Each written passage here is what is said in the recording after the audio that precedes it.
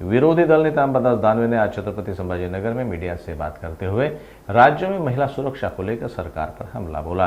राज्य की महिला सुरक्षा पर बात करते हुए दानवे ने राज्य के गृह विभाग पर गुनहगारों को संरक्षण देने का गंभीर आरोप लगाया। वहीं उन्होंने अन्य कई मुद्दों पर अपनी प्रतिक्रिया व्यक्त की। सरकार असे जुने परवाच एक इथले शिवसेनेचे माजी उपमहापौर राजू शिंदे यांनी सुद्धा पोलीस आयुक्तांना निवेदन दिलं।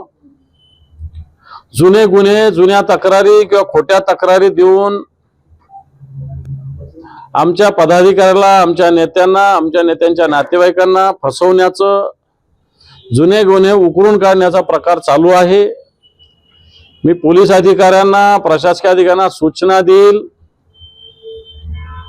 की आज कोण सुपात येतो, कोणी जात्यात हे लक्षात ठेवा। आजचे सुपातले जात्यात जाऊ शकतात, जात्यातले सुपात येऊ शकतात। त्यामुळे सत्ताधारी पक्षाच्या नादी लागून पोलिसांनी अशी कारवाई केली तर शिवसैनिक त्यांना योग्य धडा शिकवतील। मला असं वाटतं चिन्ह हा विषय महाराष्ट्रातली जनता सुजाण आहे। आपण ग्रामपंचायतीला सुद्धा निवडणुका लढत असतो। प्रत्येक ग्रामपंचायतीला वेगवेगळे चिन्ह असताना अनेक लोक कायम निवडून येत असतात। त्याच्यामुळे चिन्ह हा विषय महत्त्वाचा नाही असं मी म्हणणार नाही, महत्त्वाचा आहे, परंतु जनता सुजाण आहे।